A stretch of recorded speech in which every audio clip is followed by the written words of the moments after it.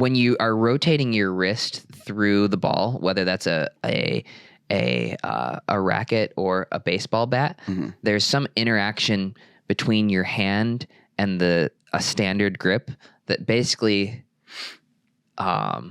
results in inefficiency. Okay. Right? Your hand doesn't rotate perfectly efficiently over the grip. And they've taken that technology from baseball to pickleball. For me, I'm using a standard grip because I think that they realize that this is something that's a little bit different, right? People might look at that and just instinctively be like, I don't know, I don't want to try it because it's different, right? Even though there is value to it, you're selling to the type of person that's willing to take that risk. And not everybody is, even if it could help their game. For me, I'm not utilizing the handle because I have very extreme grip changes where in the course of a point, I'll change my grip 180 degrees. And so for me, that results... Wait, explain that. So for me, I use semi-Western at the baseline. As soon as I'm inside the baseline, I go continental. Like, how do you... That's what I do.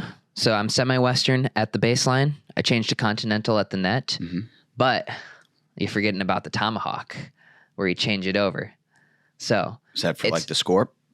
No. So this is if you're watching, this is semi-Western. It's basically like if you set your paddle on the ground and you pick it up by placing your hand directly on top of it. Okay. That's semi-Western. Yeah. Continental is that Hammer. shake hands. Hammer. Right? And then when I'm up at the kitchen and somebody hits a floating ball to my backhand, I'll change the grip over the other way to hit this. Yeah. You and DJ love that. Oh yeah, and Jeff Warnick. Yeah, I'm seeing. Yeah, he does everything differently. He's got nothing normal.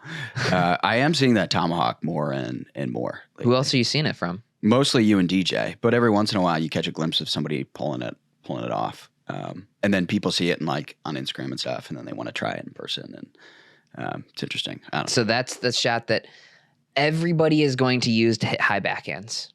When pickleball is a solved game, if you have time and the ball is above your, we'll say chest, ball is above your chest, everybody is going to be hitting that shot 5 years from now. And here's why. But how do you change your grip that fast? I mean, I don't know. You got to get used to it. Yeah. You have to identify it and get used to it. You have to be anticipating it almost. Not necessarily. I use it most of the time.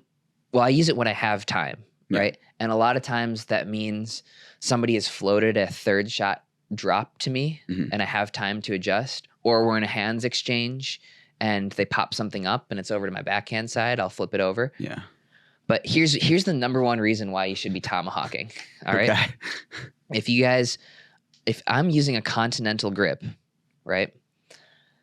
My hand is in front of the grip, right? And this will be a social clip, so you'll have to see this. My hand is basically in front of the grip. So if I'm making a straight line here, my paddle is even with this other hand. But then when I switch over the grip, only by switching over the grip and not moving, now my paddle is 4 or 5 inches further. What could you do with 4 or 5 inches of reach, additional inches, right? Additional inches are great. But so when that ball is coming and floating to you, not only can you snap your wrist more effectively, but you also are able to catch that ball further into the kitchen. Right. And that's the number one reason for using that tomahawk. Okay. So all right. Anyway, I'm passionate about it. Facebook. My tomahawk kind of sucks right now. Yeah. But we're working on it. We'll work on it. It's additional reach. Facebook's going to love that little excerpt there.